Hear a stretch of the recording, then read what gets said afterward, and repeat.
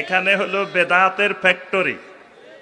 নতুন নতুন প্রতিদিন নিত্য নতুন বেদাত আবিষ্কার হয়, বেদাত নতুন করে বাজারে সাপ্লাই হয়, বাজারে নতুন নতুন নতুন মোড়কে, নতুন পোশাকে, নতুন আবরণে, বিভিন্ন রকমের বিভিন্ন ক্ষেত্রে বেদাত প্রচার প্রসার হয়ে থাকে।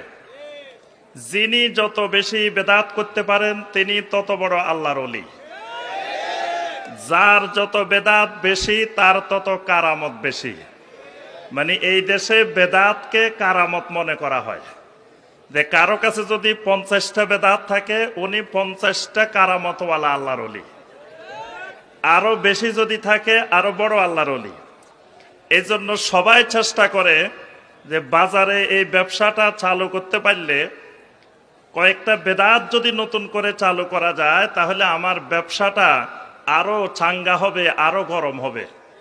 এই জন্য সবাই নতুন নতুন বেদাত সৃষ্টি করার জন্য চেষ্টা করে থাকেন। এই জন্য আমাদের দেশে বেদাতটা বোঝা খুবই গুরুত্বপূর্ণ এবং জরুরি বিষয়। আমি অত্যন্ত সংক্ষেপে কয়েকটা বিষয় আলোচনা করব, শুধু কয়েকটা বেদাত সম্পর্কে কি পয়েন্ট, শুধু কয়েকটা 4-5টা মূল বিষয় আলোচনা করে আমার আলোচনা শেষ। প্রথম আলোচনা হলো বেদাত কাকে বলে, বেদাত চিনা দরকার, বেদাতের সংজ্ঞা জানা দরকার।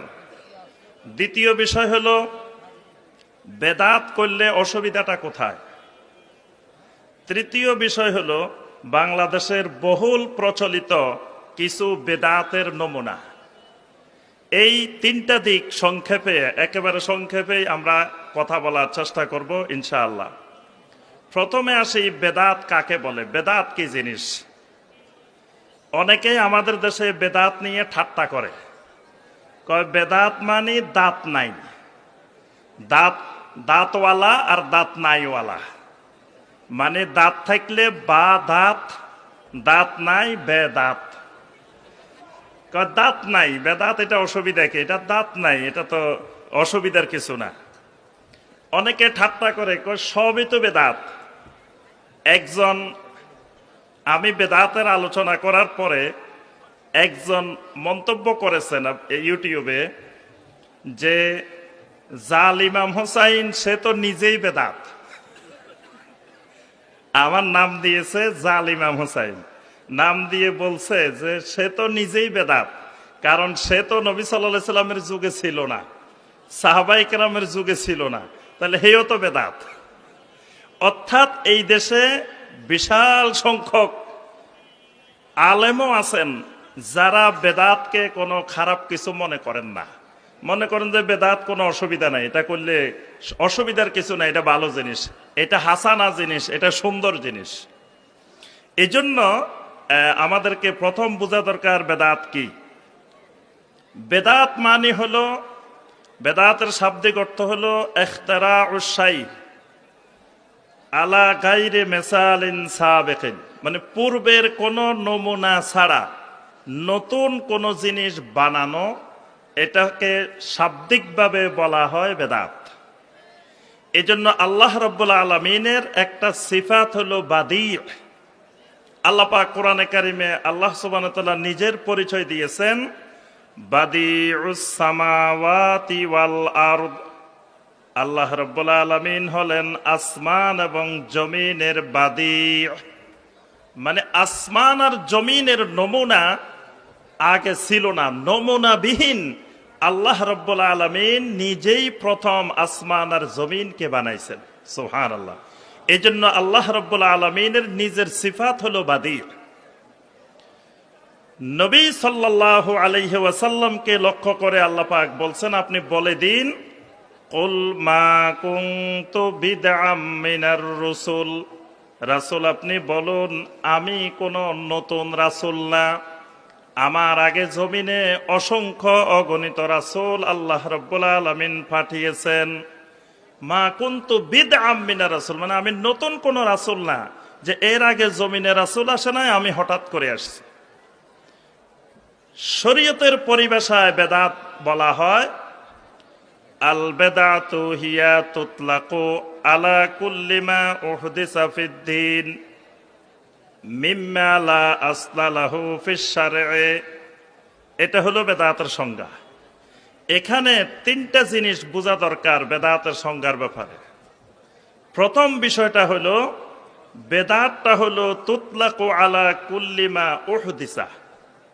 বেদাতটা হবে নতুন জিনিস, নতুন আকীদা, নতুন ইবাদত, নতুন আখলাক, নতুন মুআমালাত। এটা হবে ইহদাস, মুহদাস, নতুন জিনিস। এজন্য আল্লাহ রাসূল সাল্লাল্লাহু আলাইহি সাল্লাম বলছেন, ইয়্যাকুম ওয়া মুহদাসাতিল উমুর, খবরদার সাবধান থাকবে নতুন নতুন জিনিস বানানোর থেকে। ফাইন্না কুল্লা মুহদাসাতিন বিদআহ, কারণ নতুন নতুন যত জিনিস বানানো হবে প্রত্যেক জিনিসের নাম হলো বেদাত। ওয়া কুল্লু বিদআতিন দালালা, প্রত্যেক বেদাত হলো গুমরাহি, প্রত্যেক বেদাত হলো দলালা। সেটা হাসানা হলেও দলালা, সাইয়্যা হলেও দলালা। নবী সাল্লাল্লাহু আলাইহি ওয়াসাল্লাম বলেছেন কুল্লু বিদআতিন দলালা, আই কুল্লু বিদআতিন হাসানাতিন ওয়া সাইয়্যাতিন দলালা। অর্থাৎ হাসানা বেদাত হলেও এটা গুমরাহি, সাইয়্যা বেদাত হলেও এটা গুমরাহি।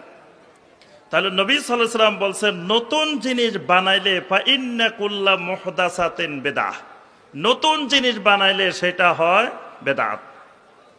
আল্লাহ রাসূল সাল্লাল্লাহু আলাইহি ওয়াসাল্লাম আরেকটি হাদিসের মধ্যে বলছেন, মান আহদাসা ফি আমরিনা হাযা মা লাইসা মিনহু ফাহুয়া রাদ্দুন। মান আহদাসা ফি আমরিনা হাযা, যে ব্যক্তি আমাদের এই দ্বীনের ভিতরে, এই ইবাদতের ভিতরে, এই আকীদার ভিতরে আহদাসা নতুন করে কিছু বানাবে। অর্থাৎ বেদাতের প্রথম নীতিমালা হইল, প্রথম কথা হইল এটা নতুন। এখন নতুন এটা বুঝবো কিভাবে? এটা কোন পর্যন্ত নতুন, কোন পর্যন্ত পুরাতন, এটা বুঝবো কিভাবে? কারণ গতকাল যেটা তৈরি হয়েছে এটা তো আজকে পুরাতন হয়ে গেছে। তাহলে যত বেদাত আছে এগুলো আজকের জন্য নতুন, আগামীকাল তো এটা পুরাতন। তাহলে তো বেদাত আর কিছু নাই। তাহলে নতুন আর পুরাতনের সীমানা কোন পর্যন্ত এটা জানাটা জরুরি। আল্লাহ রাসূল সাল্লাল্লাহু আলাইহি ওয়াসাল্লাম এই সীমানা নির্ধারণ করে দিয়েছেন, কোন পর্যন্ত ইবাদতটা, আকীদাটা পুরাতন, কোন পর্যন্ত এর পরে হইলে এটা নতুন হবে। ইরবাজ ইবনে সারিয়া রাদিয়াল্লাহু তাআলা আনহু থেকে বর্ণিত প্রসিদ্ধ হাদিস, আল্লাহ রাসূল সাল্লাল্লাহু আলাইহি ওয়াসাল্লাম একদিন সালাত আদায় করলেন।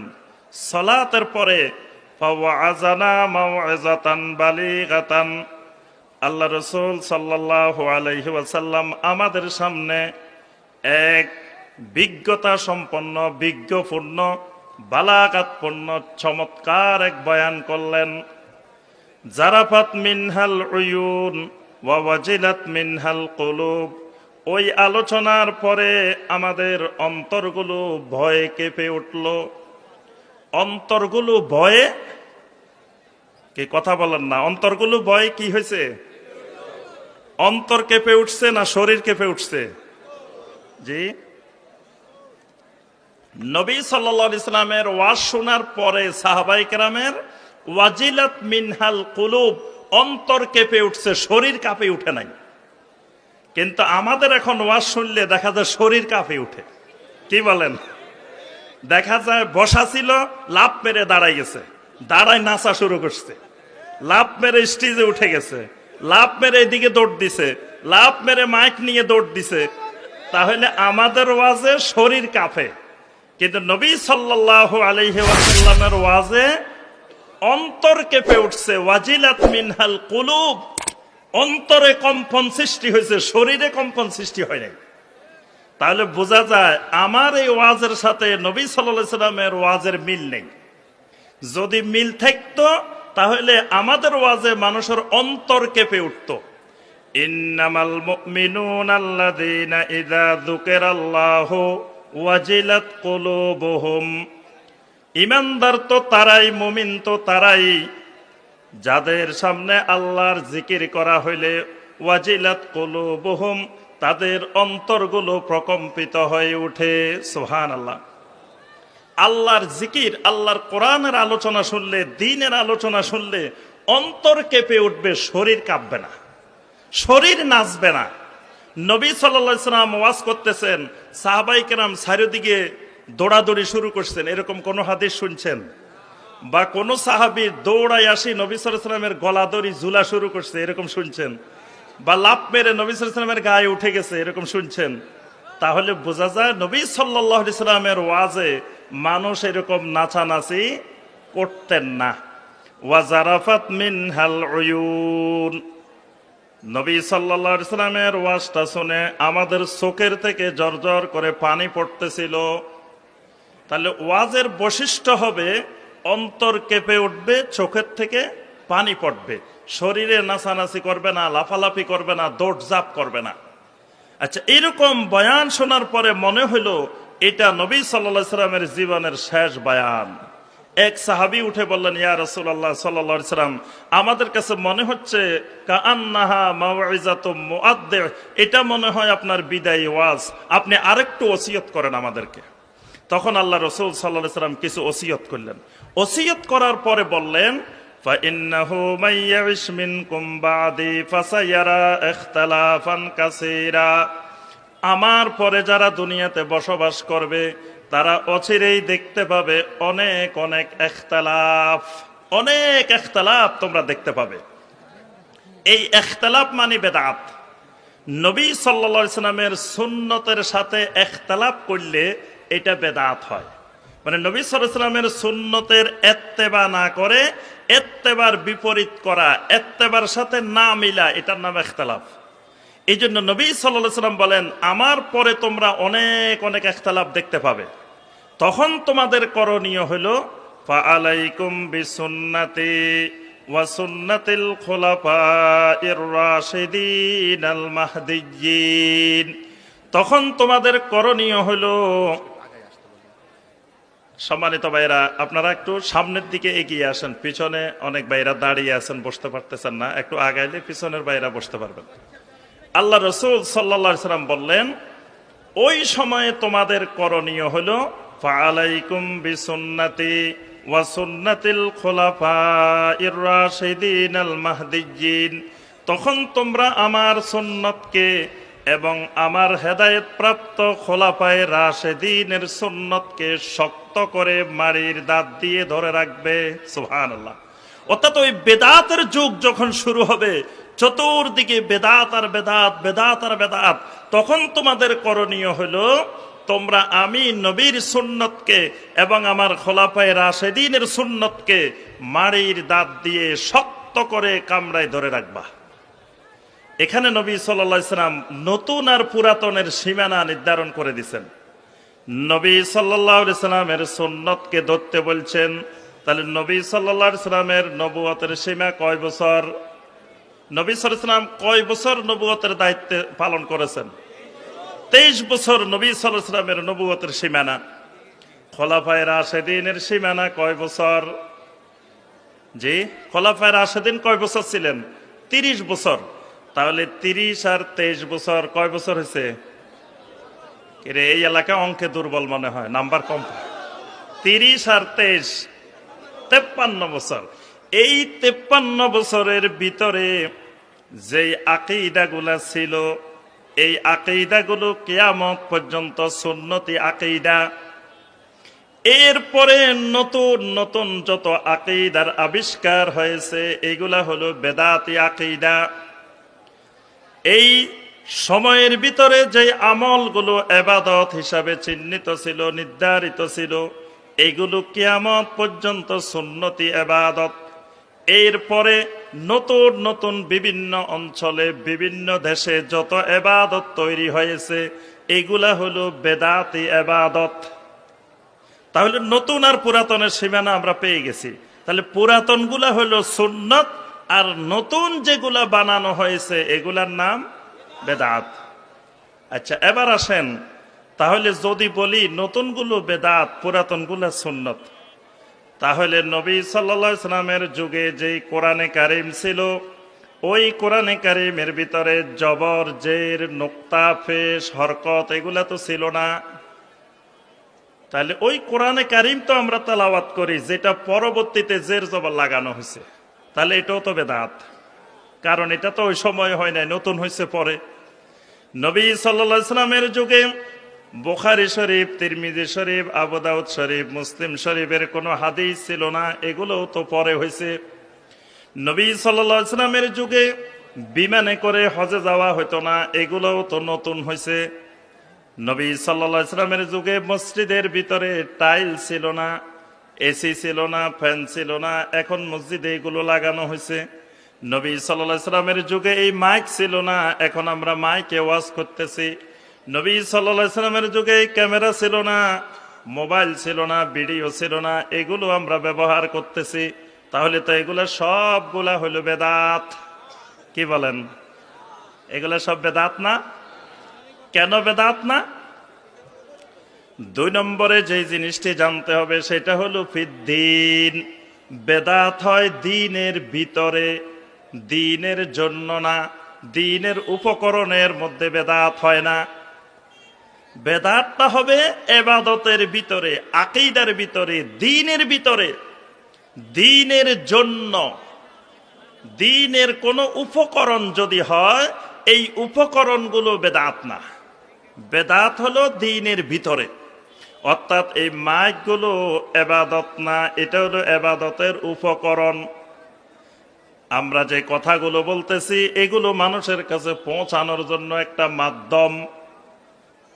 বিমানে করে হজে যাই, এটা হজের মূল ইবাদত না, এটা হলো হজে যাওয়ার একটা উপকরণ, একটা মাধ্যম।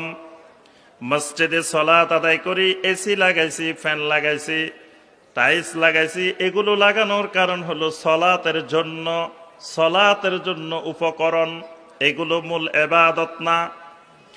কিন্তু মূল ইবাদতের ভিতরে এসি লাগানোর আগে জুমার নামাজ 2 রাকাত, এসি লাগানোর পরেও জুমার নামাজ হবে 2 রাকাত। জুমার নামাজ 2 রাকাতের জায়গায় 4 রাকাত বানানো যাবে না। বিমানে করে হজে গেলেও আল্লাহর ঘরের তাওয়াফ করতে হবে 7 চক্কর, সাফা মারওয়ার সাই করতে হবে 7 বার। বিমানে না গেলেও ওই সময়ও এই ইবাদত তাওয়াফ আর সাই ছিল একই রকম। অর্থাৎ ইবাদতের উপকরণের জন্য সুন্নত বেদাতের কোনো সম্পর্ক হবে না। সুন্নত বেদাতের সম্পর্কটা হবে দ্বীনের ভিতরের জিনিসের সাথে। তাহলে এই সব জিনিসের সাথে বেদাতের সম্পর্ক নাই। 3 নম্বর কথা হলো, যখনই আপনি বলবেন যে ভাই এটা বেদাত, তখন প্রশ্ন আসবে এটা যে বেদাত দলিল দাও। তুমি যে বললা এটা বেদাত, এই বেদাতের দলিল দাও। কোন হাদিসে পাইছো এটা বেদাত? কোন কিতাবে পাইছো এটা বেদাত? দলিল দেখাও। তোমাদের শাইখদেরকে নিয়ে আসো, কোন শাইখে বলছে এটা বেদাত, ওই শাইখের এখানে এসে প্রমাণ করে দিয়ে যাইতে হইব যে এটা যে বেদাত। একে এরকম বলে না? শুনছেন? এগুলো সমাজের প্রতিনিয়ত বাস্তব ঘটনা, যে এটা যে বেদাত দলিল দিয়ে যাও, বুঝাই দিয়ে যাও আমাদেরকে এটা কেমনে বেদাত। 3 নম্বরে মনে রাখতে হবে বেদাতের কোনো দলিল নাই। বেদাতের কোনো মিম্মা লা আসলা লাহু ফিশ শারঈ, শরীয়তে বেদাতের কোনো দলিল নেই। যদি দলিল থাকতো এটা বেদাত হইতো না, এটা সুন্নত হয়ে যাইত। দলিল নাই, এই জন্য এটা বেদাত। যদি দলিলই থাকতো তাহলে এটা বেদাত হইতো না, এটা হয়ে যাইত সুন্নত। তাহলে যিনি বলবেন এটা করা সুন্নত, দলিল দেখাবেন তিনি। যিনি বলবেন এটা বেদাত, ওনাকে দলিল দেখানো লাগবে না, কারণ দলিলে নাই, দেখাবে কি? যেটা বেদাত এটার কোনো দলিল থাকবে না, সুন্নতের দলিল থাকবে। এই জন্য যিনি বলবেন এটা সুন্নত, দলিলটা দেখাবেন তিনি। যিনি বলবেন এটা বেদাত, তাকে কোনো দলিল দেখানোর দরকার হবে না। এই জন্য আমি যদি বলি যে ভাই এই জায়গায় যে সুন্দর বাড়িটা সামনে দেখতেছেন, দোতলা বাড়ি, অনেক সুন্দর, এই বাড়িটা কিন্তু আমার না। আমি ঘোষণা দিলাম যে আমার ভাইয়েরা এবং বোনেরা শুনেন, এই যে এখানে একটা সুন্দর বাড়ি দেখতেছেন, বাড়ি এটা কিন্তু আমার না। এখন আপনারা বললেন, শায়েখ সুন্দর কথা বলছেন, খুব ভালো কথা বলছেন, বাড়ি এটা যে আপনার না, এটা কোন দলিলের ভিত্তিতে, কোন খতিয়ানের ভিত্তিতে, কত নম্বর ফসডা, কত নম্বর খতিয়ান, কত নম্বর RS, কত নম্বর CS দলিল খতিয়ান দেখাই যান। এখন বাড়িটা আমার না, আমি দলিল দেখাবো কোথা থেকে? আমার কাছে তো কিছুই নাই, আমার কাছে খতিয়ানও নাই, ফসডাও নাই, কবলাও নাই, কিছুই নাই। নাই বলেই তো বাড়ি এটা আমার না। এখন আপনি যদি বলেন যে আপনি যে বললেন বাড়ি এটা আপনার না, তাহলে দলিলটা দেখান, কবলা দেখান। তা আমি কবলা কোথা থেকে দেখাবো? যিনি ওই বাড়ির মালিক, ওনার কাছে কবলা আছে, দলিল আছে, খতিয়ান আছে, সব আছে। তাহলে যেটা ইসলামে এবাদত, যেটা সুন্নত, ওইটার দলিল থাকবে, বেদাতের কোনো দলিল থাকবে না। 4 নম্বর বিষয় যেটা জানতে হবে, একই জিনিস কোন জায়গায় করলে সুন্নত, আবার আরেক জায়গায় করলে বেদাত। একই কাজ এক জায়গায় করলে সুন্নত, আরেক জায়গায় করলে বেদাত। কেন? আল্লাহ রসুল সাল্লাল্লাহু আলাইহি ওয়াসাল্লাম যেখানে কাজটা করেছেন বা করতে বলেছেন বা করার অনুমোদন দিয়েছেন, সেখানে করা সুন্নত। যেখানে করেন নাই, করার নির্দেশ দেন নাই, করার জন্য অনুমোদন দেন নাই, এরকম জায়গায় ওই কাজটা, ওই একই কাজটা করার নাম বেদাত। যেমন দৈনিক 5 ওয়াক্ত নামাজের আজান, দৈনিক 5 বার আমরা আজান দিই, এই আজান দেওয়া সুন্নত। কিন্তু জানাজার নামাজে, ঈদের নামাজে আমরা আজান দিই না, সেখানে না দেওয়াটা সুন্নত। ঈদের নামাজে, জানাজার নামাজে আজান না দেওয়া সুন্নত, আর 5 ওয়াক্ত নামাজে আজান দেওয়া সুন্নত। এখন আমরা যদি বলি যে ঈদের নামাজে, জানাজার নামাজে আজান দিলে অসুবিধা কি? আজান তো খারাপ কোনো কাজ না, আজান তো ভালো কাজ। তাহলে ভালো একটা কাজ আমরা ওখানে ঈদের নামাজের আগে, জানাজার আগে দিলে অসুবিধা কি? তাহলে বোঝা গেল যে যেখানে নবী সাল্লাল্লাহু আলাইহি সাল্লাম করেন নাই, করার নির্দেশ দেন নাই, করার অনুমোদন দেন নাই, সেখানে কাজটা করার নাম বেদাত। আরেক জায়গায় নবী সাল্লাল্লাহু আলাইহি সাল্লাম করেছেন, অনুমোদন দিয়েছেন, সেখানে না করার নাম বেদাত। অর্থাৎ 5 ওয়াক্ত নামাজের আজান না দেওয়াটা বেদাত, আর জানাজার মধ্যে ঈদের নামাজে আজান দেওয়াটার নাম বেদাত। এটা হলো 4 নম্বর কথা। তাহলে অনেকে বলে যে আল্লাহ রসুল সাল্লাল্লাহু আলাইহি ওয়াসাল্লাম তো অনেক জায়গায় হাত তুলে দোয়া করছেন, তাহলে ফরজ নামাজের সালাম ফিরানোর পরে সবাইকে নিয়ে হাত তুলে দোয়া করলে অসুবিধাটা কি? অসুবিধাটা হলো একটা, নবী সাল্লাল্লাহু আলাইহি ওয়াসাল্লাম জীবনে অসংখ্যবার ফরজ নামাজের ইমামতি করেছেন, কিন্তু নামাজের শেষে সবাইকে নিয়ে জামাতবদ্ধ করেন নাই। নবী সাল্লাল্লাহু আলাইহি ওয়াসাল্লাম করেন নাই, দলিল এটাই। নবী সাল্লাল্লাহু আলাইহি ওয়াসাল্লাম আরেক জায়গায় করছেন, যেখানে করছেন সেখানে করা সুন্নত, যেখানে করেন নাই সেখানে না করা সুন্নত। আমরা তো দোয়া সব জায়গায় করি, করি না? মসজিদে ঢোকার সময় দোয়া করি, বাহির হওয়ার সময় দোয়া করি, টয়লেটে ঢোকার সময় দোয়া করি, টয়লেট থেকে বাহির হওয়ার সময় দোয়া করি, করি না? আচ্ছা, এখন যদি আমি টয়লেটে ঢোকার সময় দোয়া করি, দোয়াটা খুব সুন্দরভাবে করি। আমি টয়লেটে ঢোকার আগে টয়লেটের সামনে দাঁড়াইলাম, দাঁড়ানোর পরে কেবলামুখী হইলাম, কেবলামুখী হয়ে 2 হাত তুলে দোয়া করলাম, আল্লাহুম্মা ইন্নী আউযু বিকা মিনাল খুবুসি ওয়াল খাবায়েস নাওয়াইতু আন আযহাবা ইলা বাইতিল খালা। কি টয়লেটে যাওয়ার নিয়ত করতে হবে না? নিয়ত করে নিলাম যে আমি টয়লেটে যাব, আবার দোয়া পড়ে নিলাম, তারপরে আল্লাহর কাছে দোয়া করলাম, রব্বুল আলামিন কিছুক্ষণের মধ্যে টয়লেটে যাওয়ার নিয়ত করে ফেলছি, আয় আল্লাহ টয়লেটের সমস্ত রকমের বিপদ আপদ থেকে আমাকে হেফাজত করেন, আয় আল্লাহ টয়লেটকে আমার জন্য সহজ করে দেন, সমস্ত প্রকার কাঠিন্যতা থেকে, রোগ ব্যাধি থেকে আমাকে হেফাজত করেন। কিছুক্ষণ আমি দোয়া করলাম কেবলামুখী হয়ে, তারপরে টয়লেটে ঢুকলাম। আচ্ছা বলেন দেখি, এই যে এখানে দোয়া করলাম, এই দোয়ায় কোনো অসুবিধা আছে? অসুবিধা আছে? কেন অসুবিধা আছে? আমি খারাপ কি করছি? দোয়া না করছি? খারাপ কিছু করছি? আমি একটু হাত তুলে সুন্দর করে নিয়াতের সাথে সুন্দর করে কিছুক্ষণ দোয়া করছি, অসুবিধা তো নাই? আছে। কারণ আল্লাহ রাসূল সাল্লাল্লাহু আলাইহি ওয়াসাল্লাম জীবনে অসংখ্যবার টয়লেটে গিয়েছেন, দোয়া করেছেন, কিন্তু এই পদ্ধতিতে, এই সিস্টেমে আমার মতো করেন নাই। আমি যেটা করলাম এটা নতুন বানায় নিলাম। এই নতুন বানানোর কারণে এই দোয়াটাও বেদাত, এই দোয়াটাও তখন বেদাত হয়ে যায়। অনেকে এটা বোঝে না, অনেকে বলে যে এটা তো ভালো কাজ, এটা খারাপের কি আছে, এখানে তো সুন্দর দোয়া করছে, দেখো টয়লেটে যাওয়ার আগেও আমাদের হুজুরে কত সুন্দর করে দোয়া করে দিছে। কি বলেন? অনেকের কাছে দেখতে কিন্তু এটা খুবই সুন্দর দেখাচ্ছে। এবার আসেন, এটা গেল 4 নম্বর সূত্র। 5 নম্বর সূত্র হলো বেদাত হওয়ার জন্য নবী সাল্লাল্লাহু আলাইহি সাল্লামের নিষেধাজ্ঞার কোনো প্রয়োজন নাই।